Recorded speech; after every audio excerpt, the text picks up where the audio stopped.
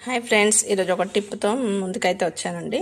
అల్లంని మనం బాగా వాష్ చేసుకొని కొంచెం వాటర్లో ఉడకబెట్టి ఎండబెట్టాలండి.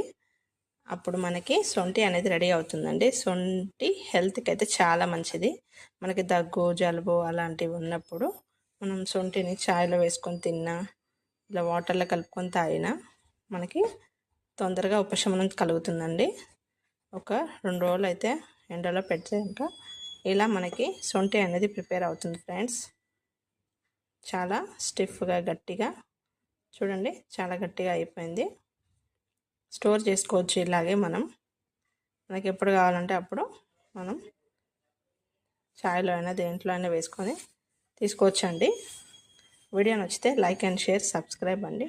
Thanks for watching. మరొక వీడియోతో మీ ముందుకైతే వస్తాను. Take care, bye.